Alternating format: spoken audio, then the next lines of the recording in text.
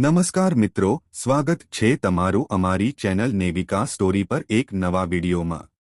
મિત્રો, જ્યારે તમે પૂજા અર્ચના કરો ત્યારે નારિયેળ જો ખરાબ નીકળે તો તમારે શું કરવું જોઈએ? મિત્રો, ઘણા લોકો હોય છે પૂજા અર્ચના કરતી વખતે જો શ્રીફળ ખરાબ નીકળે છે તો તેને ફેંકી દેતા હોય છે અને તે લોકોને એવો ડર રહે છે કે આપણે માતાજીને શ્રીફળ વધેર્યું છે પણ તે ખરાબ નીકળ્યું તો કંઈક થવાનું હશે। આથી આવા ડરથી તે લોકો એ શ્રીફળને ફેંકી દેતા હોય છે। આથી આવા ઘણા બધા વિચારો લોકોના મનમાં આવતા હોય છે। તો મિત્રો, આજે અમે તમને આજના વિડીયોમાં જણાવવાના છીએ કે જો તમે પૂજા અર્ચના કરો છો અને માતાજીને શ્રીફળ વધેરો છો ત્યારે જો તમારું શ્રીફળ ખરાબ નીકળે છે તો તમારે આ વસ્તુને અપશુકન માનવી જોઈએ। મિત્રો, આ વસ્તુ અશુભ માનવામાં આવતી નથી। આ એક શુભ સંકેત હોય છે કે જેને તમારે જરૂર જાણવો જોઈએ। મિત્રો, આની પાછળ ઘણા બધા કારણો હોઈ શકે છે। તો મિત્રો, આપણે આજના વિડીયોમાં એ જ વસ્તુ વિશે જાણશું કે તમારે પૂજા દરમિયાન જો શ્રીફળ ખરાબ નીકળે છે તો તમારે શું કરવું જોઈએ। તો મિત્રો, આ જાણકારી લેવા માટે આ વિડીયોમાં છેલ્લે સુધી બન્યા રહેજો।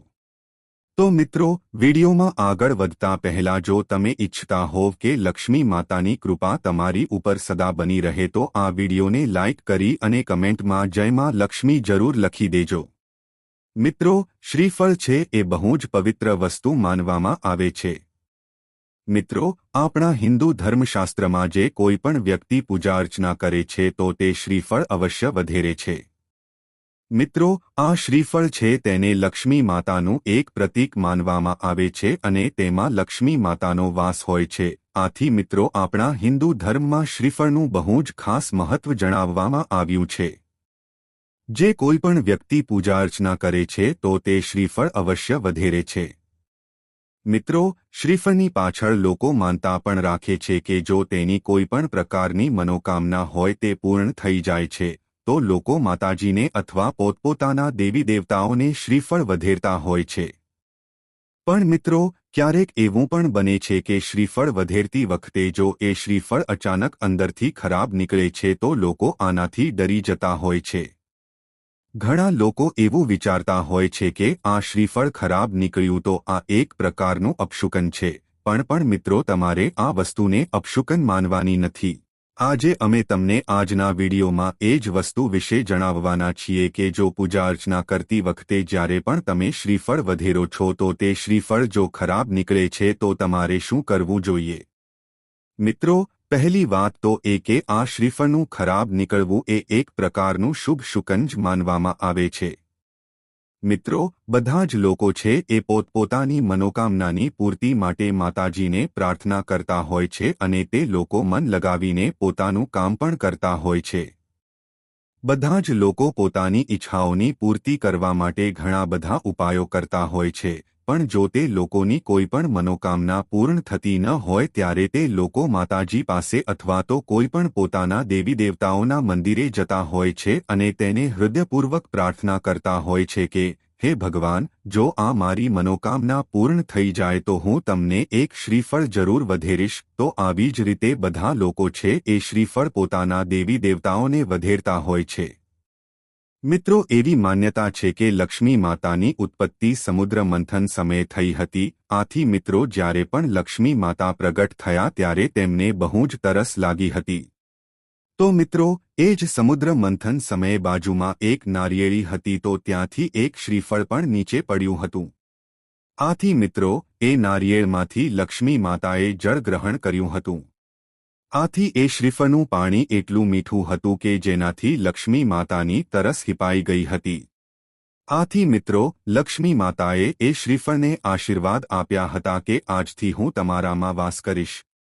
મિત્રો, આથી જ એવું કહેવાય છે કે શ્રીફળમાં લક્ષ્મી માતાનો વાસ હોય છે અને શ્રીફળને લક્ષ્મી માતાનું જ એક સાક્ષાત સ્વરૂપ માનવામાં આવે છે। મિત્રો, શ્રીફળમાં શ્રી એટલે કે લક્ષ્મી માતા તેવું માનવામાં આવે છે। આથી લક્ષ્મી માતાનું ફળ આ શ્રીફળ તરીકે આપણે માતાજીને વધેરતા હોઈએ છીએ। આથી મિત્રો, આપણે જ્યારે પણ કોઈ મનોકામના રાખીએ છીએ તો આપણે શ્રીફળ વધેરીએ છીએ। આથી મિત્રો શ્રી એટલે કે આપણે લક્ષ્મી માતાને એવી પ્રાર્થના કરીએ છીએ કે આપણને ઉત્તમ ફળની પ્રાપ્તિ આપે. એટલે મિત્રો આપણે શ્રીફળની માનતા રાખીએ છીએ. આથી મિત્રો જુઓ, જ્યારે પણ આપણે માતાજીની માનતા રાખી હોય અને આપણે શ્રીફળ વધેરતા હોઈએ છીએ તો જો એ શ્રીફળ ખરાબ નીકળે તો આપણે શું કરવું જોઈએ? મિત્રો બધા જ લોકો ડરી જતા હોય છે કે આપણે માતાજીની માનતા રાખી હતી અને આ શ્રીફળ ખરાબ નીકળ્યું છે તો કંઈક પ્રકારનું અપશુકન થવાનું છે અથવા તો આપણી ઉપર કોઈ મોટી આફત આવવાની છે. આથી મિત્રો જો તમે પણ શ્રીફળ વધેરતા હો, પોતાની માનતા રાખીને માતાજીને શ્રીફળ વધેરતા હો તો મિત્રો એ શ્રીફળ જો ખરાબ નીકળે છે તો તમારે ડરવાની બિલકુલ જરૂર નથી. મિત્રો માતાજીને શ્રીફળ વધેરતી વખતે એ શ્રીફળ ખરાબ નીકળે છે તો તે એક પ્રકારનું શુભ શુકન માનવામાં આવે છે. મિત્રો જો પૂજા કરતી વખતે શ્રીફળ ખરાબ નીકળે છે તો તેના ઘણા બધા કારણો હોઈ શકે છે.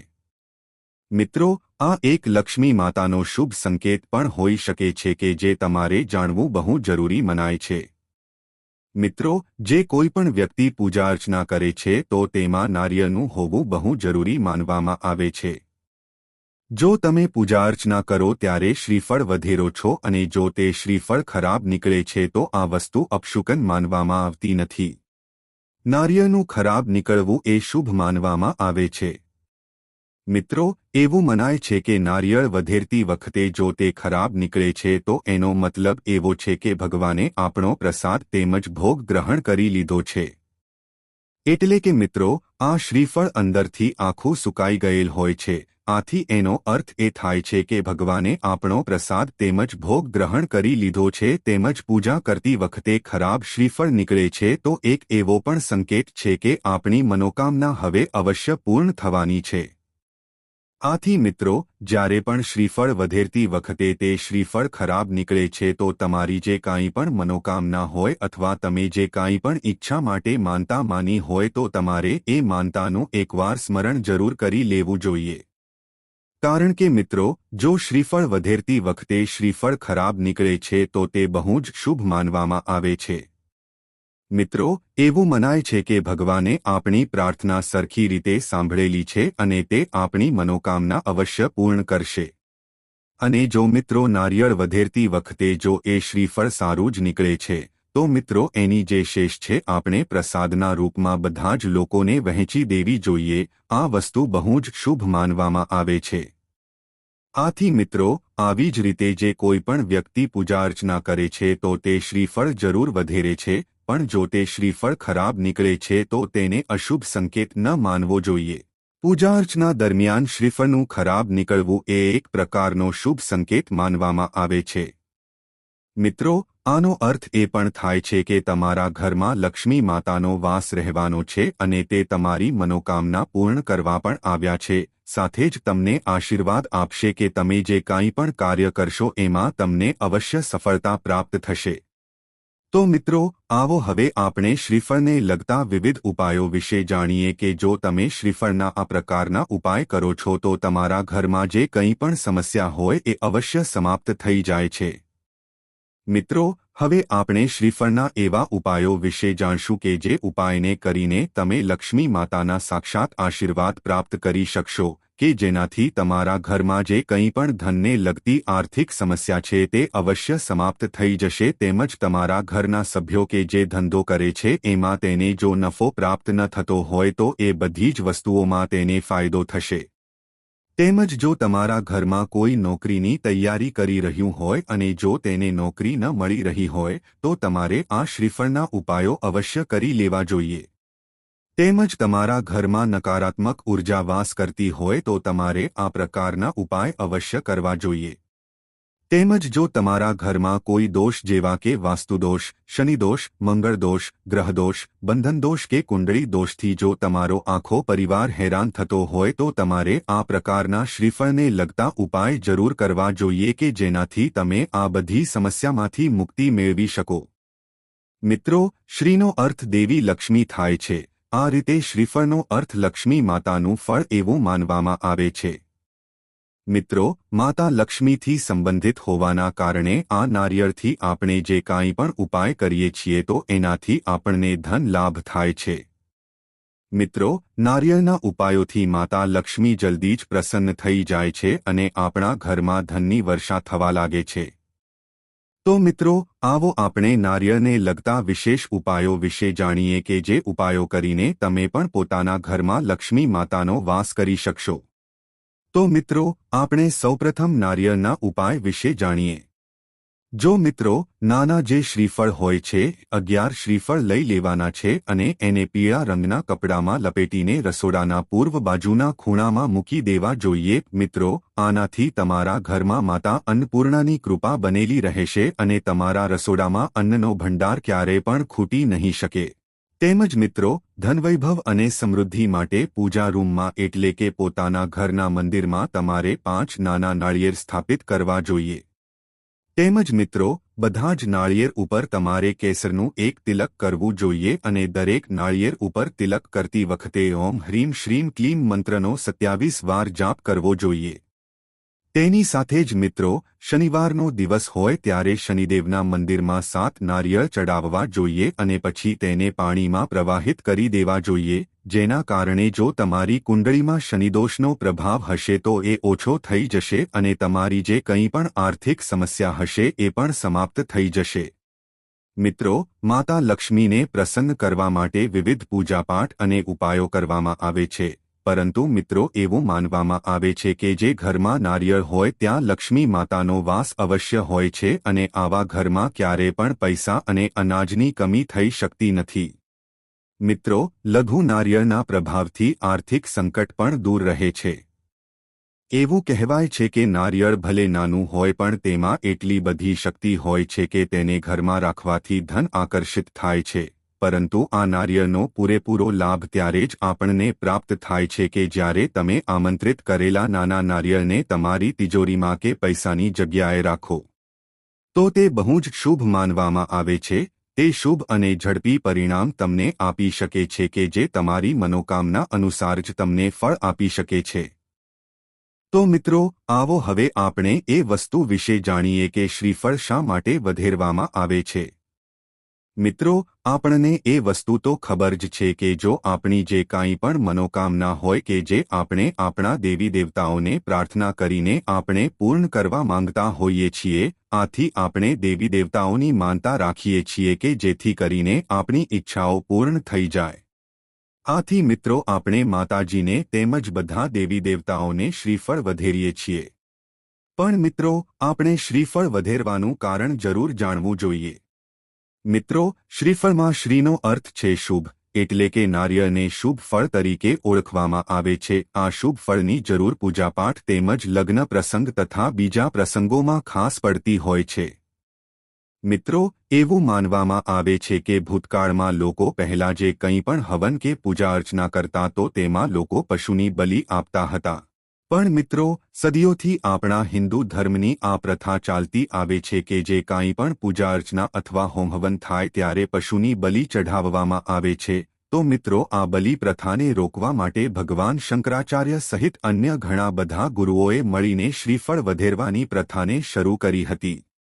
જેમાં પશુની બલિ આપતા જેમાંથી લોહી નીકળે છે, તે જ રીતે નારિયેળને વધેરતા તેમાંથી પાણી નીકળે છે. મિત્રો, પહેલાના જમાનામાં હવનમાં બકરાનું માથું હોમાવતા હતા તો તેની જગ્યાએ નાળિયેર હોમવાની શરૂઆત કરી હતી. ત્યારબાદ હવે લોકો પૂજા વિધિ અને હવનમાં શ્રીફળ હોમે છે. શ્રીફળને પૂજા વિધિમાં વધેર્યા બાદ લોકો તેને પ્રસાદ તરીકે ગ્રહણ કરે છે. આથી મિત્રો, મહંત લોકોએ એ પશુઓની બલિને રોકવા માટે શુભતાનું પ્રતીક મનાય એવી રીતે શ્રીફળ વધેરવાની શરૂઆત કરી હતી. મિત્રો, નેવિકા સ્ટોરીમાં કહેવામાં આવ્યું છે કે જો કોઈ વ્યક્તિને નોકરી કે વ્યવસાયમાં પ્રગતિ ન મળી રહી હોય અને મુશ્કેલીઓનો સામનો કરવો પડી રહ્યો હોય તો આવા વ્યક્તિએ પોતાના ઘરના આંગણામાં નારિયેળનું ઝાડ લગાવવું જોઈએ. તેમજ વાસ્તુ અનુસાર નારિયેળનું ઝાડ લગાવવાથી આર્થિક સમસ્યાઓ દૂર થાય છે. આ સાથે ઘરમાં થતા ઝઘડાઓમાંથી પણ રાહત મળે છે. આ ઉપરાંત સુખ અને સમૃદ્ધિ આવે છે. તેમજ ધાર્મિક મહત્વ ઉપરાંત નારિયેળનું ઝાડ અને તેના ફળ સ્વાસ્થ્ય માટે પણ ખૂબ જ મહત્વપૂર્ણ છે. શરીરને ડિહાઇડ્રેટ થવાથી બચાવવા માટે નારિયેળ પાણી શ્રેષ્ઠ છે. આ ઉપરાંત નારિયેળ પાણી પીવાથી આપણું પેટ અને માથું ઠંડુ રહે છે. નારિયેળમાં protein, vitamin, minerals, potassium, fibre અને કેલ્શિયમ ભરપૂર માત્રામાં હોય છે. તેમજ નારિયેળનો ઉપયોગ ફક્ત ખાવા માટે જ થતો નથી પરંતુ માન્યતાઓ અનુસાર તેના કેટલાક ખાસ ઉપયોગો પણ છે. પાણી ભરેલા નારિયેળને પોતાની આસપાસ 21 વાર ફેરવ્યા પછી કોઈ મંદિરમાં જાઓ અને તેને બાળી નાખો. તમારા જીવનમાંથી સમસ્યાઓ દૂર કરવા માટે તમે દર મંગળવાર કે શનિવારે આ કરી શકો છો. આમ કરવાથી તમારી આર્થિક સમસ્યાઓ પણ જલ્દી દૂર થશે. તેમજ મિત્રો, વાસ્તુશાસ્ત્ર અનુસાર જો તમને નોકરી કે વ્યવસાયમાં સમસ્યાઓનો સામનો કરવો પડી રહ્યો છે અને તમારા કાર્યનું પરિણામ મળી રહ્યું નથી, તો તમારા ઘરના આંગણામાં નારિયેળનું ઝાડ લગાવવું શુભ છે. આનાથી નોકરી સંબંધિત સમસ્યાઓમાંથી રાહત મળે છે.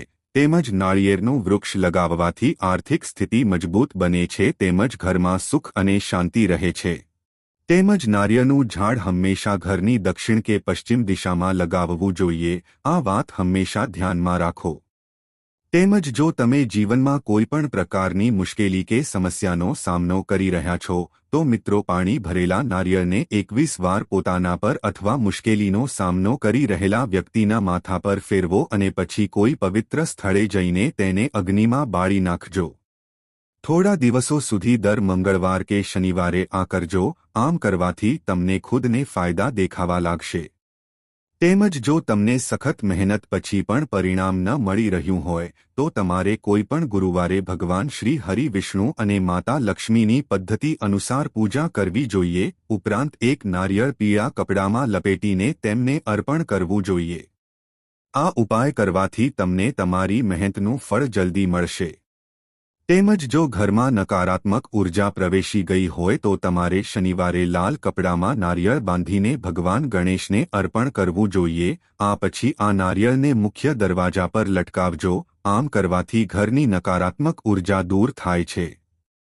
તેમજ મિત્રો, જે લોકો શનિદોષ, ધૈયા કે સાડાસાતીના પ્રભાવને ઓછો કરવા માંગતા હોય તેમણે શનિવારે કોઈપણ પવિત્ર નદીમાં નારિયેળ પધરાવવું જોઈએ અને ભક્તિભાવથી ઓમ શમ શનિશ્ચરાય નમઃનો જાપ કરવો જોઈએ. આમ કરવાથી શનિદેવનો નકારાત્મક પ્રભાવ સમાપ્ત થાય છે. તો મિત્રો, આજનો વિડિયો અહીં પૂર્ણ કરીએ છીએ. આજની આ માહિતી તમને કેવી લાગી અને આ વિડિયો કયા શહેરમાંથી સાંભળી રહ્યા છો તે કમેન્ટમાં જરૂર જણાવજો. પસંદ આવી હોય તો લાઇક અને તમારા મિત્રો સાથે શેર કરજો. ચેનલ પર નવા હોય તો ચેનલને સબસ્ક્રાઇબ કરવાનું ભૂલતા નહીં. મળીએ એક નવા વિડિયોમાં. ત્યાં સુધી બધાને જય શ્રી કૃષ્ણ. ધન્યવાદ.